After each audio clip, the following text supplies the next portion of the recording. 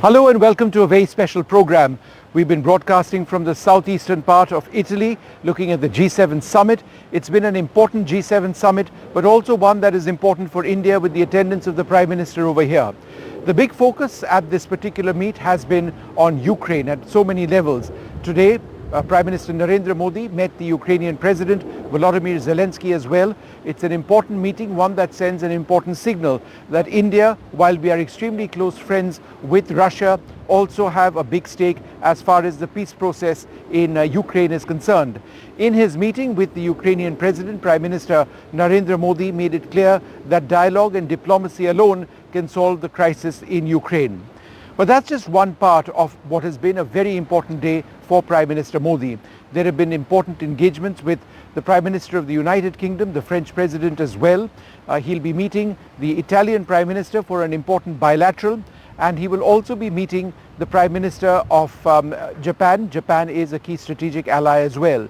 So in a sense, with Narendra Modi coming back to power for a record third time, it is an occasion to talk about Indian foreign policy and work through some of the most important strategic alliances that India has, whether it's in the West or in the East. At various other levels, the Prime Minister will be looking at some of the key themes during this G7 meeting.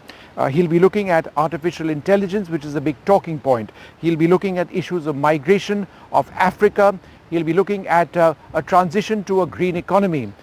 Those are important themes which concern India a great deal. These are also issues that India has raised at the G20 level. India, in fact, is seen as a voice of the global South, which is why the Prime Minister coming over here is important. We've been saying this, but I think it is important to repeat once again. India is now the world's fifth largest economy. We are an economy which is larger than that of the host nation Italy, France, and also Canada, which is why India, with its enhanced economic heft, can certainly add to the G20 process. That's a key part of why India has been invited. It is, of course, not the first time India has been invited. India is coming over here for the 11th time at the G7. The G7 itself began as a grouping of the world's largest economies, but since then speaks about all sorts of other issues which are of significance. We discussed the Ukraine issue, but certainly the war in the Middle East, Hamas against the Israeli government, that's something that's likely to come up as well, with all sides calling for a peace and the urgent need to ensure that the humanitarian situation in Gaza gets better soon. It's a short visit as far as Prime Minister Narendra Modi is concerned. The Prime Minister usually does big diaspora events. This is a short visit, just 24 hours. He landed at 11:30 p.m. last night. He leaves at 11:30 p.m. today. So there has been no diaspora event. Usually that's a key part of Modi visits when he reaches out to people of Indian origin. The other key aspect of this entire visit has been the India-Italy equation. Italy is an important strategic partner. There are 2 lakh people of Indian origin who reside in Italy and play an important role as far as the Italian economy is concerned.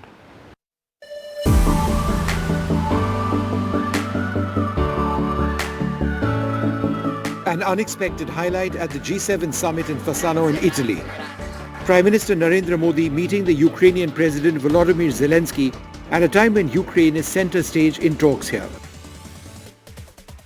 By meeting the Ukrainian President Volodymyr Zelensky over here in Italy, the Prime Minister has sent a strong message.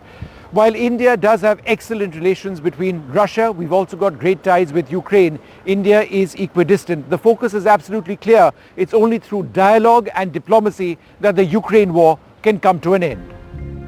But there have been other key meetings as well. The Prime Minister meeting France's Emmanuel Macron. That meeting comes shortly after Macron announced snap polls back home, and also comes at a time when New Delhi and France are negotiating for 26 more Rafale fighter jets, this time for the Indian Navy, in a deal worth more than 50,000 crores. In his meeting with the British Prime Minister Rishi Sunak, another leader who faces election soon, Prime Minister Modi focused on defence, security, trade and economic collaboration. India and the United Kingdom are also in the middle of negotiations for a free trade agreement.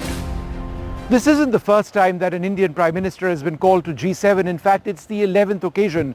Each one very important, but this one particularly significant because it's the first foreign trip being made by the Prime Minister after he was sworn in for a record third term. It is also an important occasion for the Prime Minister to reach out to some of his closest Western allies, the United States, the United Kingdom, France, Italy, Germany, and to the east to the Prime Minister of Japan as well. Other key meetings, Prime Minister Modi in talks with Japan's Prime Minister Kishida and Germany's Chancellor Olaf Scholz and Italy's Prime Minister Giorgia Meloni. There is respect for what India is today in terms of the dynamism, the technology adoption, the fast trajectory towards a quality growth, I would say. So this is perceived as something to be respected, to be admired, and I would say also a great opportunity to draw investments from India to Italy. In addition to the high-level G7 engagements, India has also been involved in focused conversations on the Indo-Pacific region, Africa, climate change, migration, and artificial intelligence. What has, however, been missing from this short 24-hour visit of the Prime Minister is a mega diaspora event. This has been a Modi signature event in all parts of the world. This time around, he was greeted by officials at Brindisi Airport. When he arrived at 11:30 p.m. last night, he departs at 11:30 p.m. tonight. India isn't a member of the G7. However, India has been called because we are increasingly seen as a voice of the global south.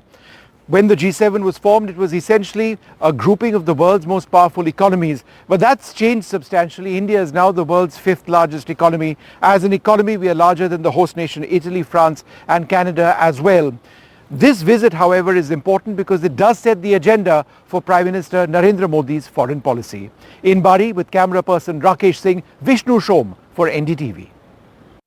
Well, joining us now to discuss the importance of the visit of the Prime Minister to Italy for the G7 and also the overall state of India-Italy relations, the senior diplomat Gurjeet Singh, somebody who's actually served in Italy in the past. Thanks very much, Ambassador Singh, for being with us. Firstly, the meeting between the Prime Minister and Ukrainian President Vladimir Zelensky, I found that to be particularly interesting. Does that send out any signals? I think this is the G7 ritual for India. Every time we now go to a G7 meeting since the Ukraine crisis, the PM meets Zelensky there to keep up that end of our engagement. And after that, we just let him be. So since this is a friendly ground for Zelensky, I think this is the place where India have decided they will engage in. You may recall, PM met him in Hiroshima as well, and then did not invite him for G20. So I think the G7 is the venue where India will engage with Ukraine.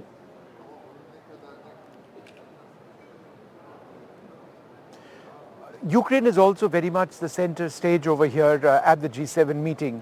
There are efforts by the Western allies to try and stitch up $50 billion in terms of funding through seized Russian assets. And yet, on the other hand, tomorrow onwards, there's a peace summit by the Swiss being done in Lucerne, where they want the war to actually come to an end. So over here, they're trying to stabilize the situation, push Ukraine perhaps militarily, while the Swiss are trying to push for an immediate solution on the ground. Do you find these two efforts contradictory?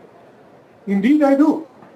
And in fact, I think India does well to meet with Zelensky in Apulia, but attend the Swiss effort at official level. Because I don't think the two are going in tandem. I mean, on one hand, they are pushing Zelensky, as you said, to we'll arm you more, you can use bigger weapons to attack the Russians in Crimea and wherever. And then in Switzerland, you say, no, let's make peace. So it is basically make peace on my terms. And the Russians are not invited. So I think it's not a happy moment. Ambassador, there are also some fairly interesting developments in Europe in terms of a move to, of political forces. The French president has called a snap poll as a result of Le Pen's policies in France. The British Prime Minister, for a different set of reasons, has elections in a few months. And then the US has elections as well coming up. These are the strongest supporters of Ukraine. Is there a sense that the West and the leaders currently in power are trying to shore up Ukraine because nobody really knows what that support is going to be going forward? Indeed, I think the Biden administration have used the G7 occasion to commit America to a long-term relationship with Ukraine so that if there is a change by November, it cannot easily overcome this commitment made now. Where the Europeans are concerned, I'm afraid the picture is not so clear. All the move is to the far right. But all the people to the far right don't have the same view on Ukraine. The East European far right is actually pro-Russian. Le Pen, who is trying to unseat Macron, is not in favor of getting more French involvement in Ukraine. But your host in Italy, Giorgia Meloni, who's the biggest winner, she's quite happy to go along with the EU policy on Ukraine. So there is not a unified right-wing policy on Ukraine. Therefore, I believe that Ursula von der Leyen, if re-elected, will go in to appoint a EU commissioner for defense, raise the EU defense budget, and take EU closer to Ukraine. And I don't think Meloni will oppose that. Yeah. Just in terms of the G7 itself, it started as an economic grouping in many senses of the world's most powerful powers.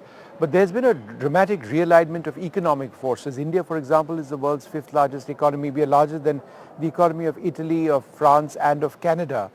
Is India's significance at the G7 enhanced by our economic standing, or is it enhanced by us being a voice of the global south?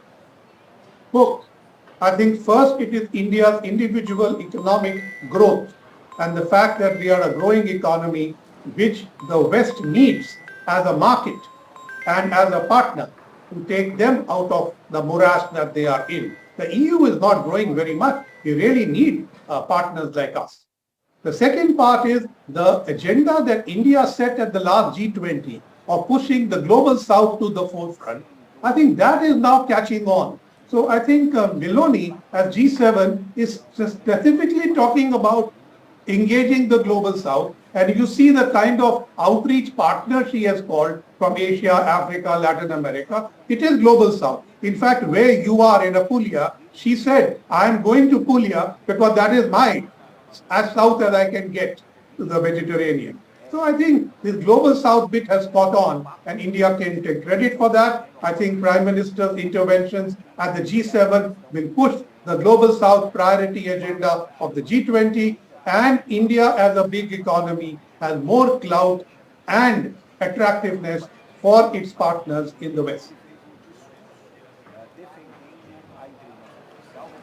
Let's talk a little bit about the relationship with Italy. It's you've served over here. It's been a relationship that's really grown. It's grown economically at many levels. On the other hand, there remain concerns about Khalistani sentiment here in Italy. Just a couple of days back, an under construction bust of Gandhiji was defaced in Brindisi. The Italians, of course, cleaned that up quickly. But is that a concern, the threat of Khalistani, the separatism in a country like Italy? So you have to see it as a unified way. The Punjabis who live in Europe have within them fringe elements which are Khalistani. They dominate some parts of the UK, they dominate some parts of the Netherlands, Austria and Germany, and then they cross over into Italy. So wherever there are large populations of people from Punjab and lot of Gurdwaras, there are these fringe elements coming up and expanding because they are getting economic backing from some of these countries that I have mentioned. Now, Italy needs to be more vigilant. I think they have not taken this issue seriously because no major thing has happened from there. But I do know that certain efforts in Punjab where people shot at other people, the arms training was actually done in Italy. So I think Italy needs to take this much more serious. And a final question, at many levels, the relationship now between India and Italy is based on people-to-people associations. People from the Sikh community have done tremendously well, for example, in the Parma ham and cheese industry, number one. Number two, Indians have invested $400 million plus in Italy when it comes to all sorts of sectors, from IT to engineering to pharma. How is this an economic relationship which is really growing? So Italy is a big opportunity for Indian entrepreneurs. to enter Europe. And this they have done very effectively. You mentioned some other areas, but there are more. In manufacturing, they've taken over many places. So what happens is that we all tend to talk about the Khalistan issue, but that is not the dominant narrative between the India-Italy people-to-people relationship. So, but while it is not dominant, it has a difficult streak which must be curtailed. The economic engagement with Italy is also now growing because of the defense partnership. So that element is coming in more. So it is no more only a private sector, but Italian government agencies are engaging India more. Confindustria, unlike the time that I was there, is far more open to engaging India. Their defense industry is engaging India. So I think we are looking at a period of robust Indo-Italian growth.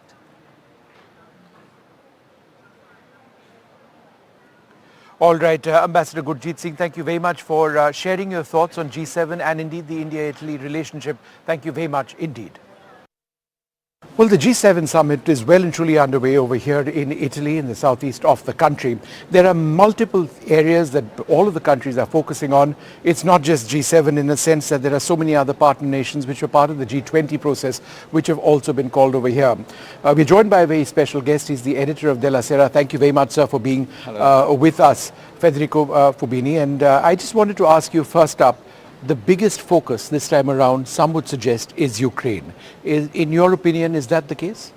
I think there are at least two important areas of interest. One, of course, is very much Ukraine, finding new funding for Ukraine and giving reassurances that support will continue on the one hand. On the other hand, there is a deliberate attempt at enlarging this forum because, as you mentioned, the G20 was an important forum, but has become a little bit dysfunctional exactly because of the geopolitical tensions.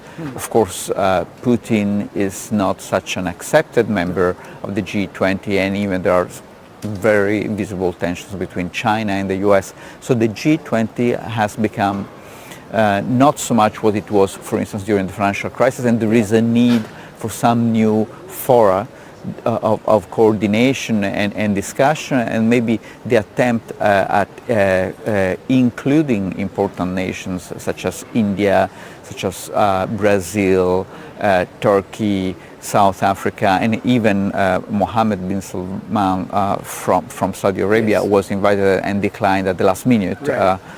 But clearly this is an attempt at involving the main BRICS countries in something that is not the G20, but it's not exactly something like that.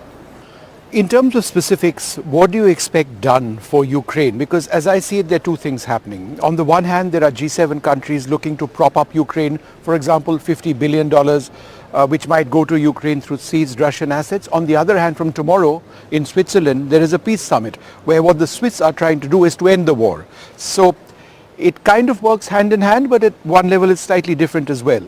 So in terms of G7 on Ukraine, what do you expect to be done?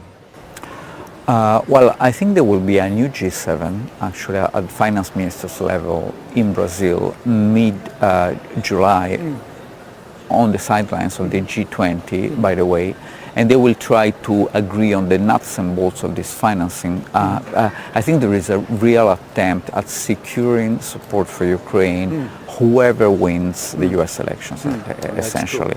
Because if, of course, Donald Trump wins, we cannot be so sure about the financing. And look, just to keep up in this war, 50 billions maybe will last a few months. That's true. And so they do as much as they can, frankly. You know, Federico, you raise a very important point. The French president has announced snap polls because of the rise of Le Pen, and the British Prime Minister, who's been a big supporter of Ukraine, goes into elections. Biden goes into elections. So the strongest supporters of Ukraine, hypothetically, may not be there a few months down the road. If that is the case, is it your sense that Ukraine is trying to get all the support it can right now? I think this is very much the White House's idea of securing as much help as possible. Now, I have to say, I mean, whoever wins in the UK, I don't think the British position will change in any way. Keir Starmer, probably the likely next Prime Minister of Britain, has been very clear. There is more doubt about France. However, foreign policy is the realm of the president, and the president is not going to change. But you have a point, because all these governments, if you look at opinion polls and recent election results, all these governments, G7 governments, are weakened. I think Giorgia Meloni was the only one winning an election recently among them, and Italy certainly is not the strongest G7 country. So, I mean, they are undoubtedly weakened. There was an interesting Wall Street Journal column that with the headline, "The G7 Dwarfs." Yes, that's true. And they are a little bit politically, certainly plenty of lame ducks there. That's true. Let's talk a little bit about India and Italy. It's a relationship that's really growing. And I think something which fascinates me personally is that recent relationship is also sort of benchmarked on what Indian soldiers did in the Second World War, where they fought for your liberation. If you were to tell somebody Indian soldiers came to Italy to fight for the liberation of Italy all those years back, nobody would believe you, because nobody would know. But here in Italy, there is a real respect for that old war and the role of Indians. Absolutely, 100%. And there is respect for what India is today in terms of the dynamism, the technology adoption, the fast trajectory towards a quality growth, I would say. So this is perceived as something to be respected, to be admired, and I would say also a great opportunity to draw investments from India to Italy, to invest in India and grow trade. And I think all the nervousness that there is, especially in the US, but also in Europe, about this overflowing role of China, and people see India also as a counterweight in terms of industrial production and on many levels. So I think there is really a lot of interest in Wonderful being in Italy, and thank you so much for speaking to us. I appreciate it. Thank you very much indeed. With the G7 process, at least for India, starting to wrap up in the next couple of hours, the focus will actually shift now to what takes place in Switzerland starting tomorrow. There is an important Swiss-driven effort at bringing about peace in Ukraine. In fact, it is interesting that on the one hand, over here in the G7 meeting, there is an effort to prop up the Ukrainians. There is talk about a $50 billion amount being sent across to Ukraine based on seized Russian assets. So that's important in terms of propping up Ukraine. There has also been a large flow of international military aid which has gone in. But in Switzerland, the focus, Swiss-driven, will be at trying to end the war itself. The Russians, of course, are not attending, so that's a big setback already before that meeting in Lucerne was even about to start. But that said, the goal for Europe, and this is the top talking point over here, is the war in Ukraine and the need for an urgent peace. We'll be tracking all the developments over here at the G7 meeting with camera person Rakesh Singh, Vishnu Shom for NDTV.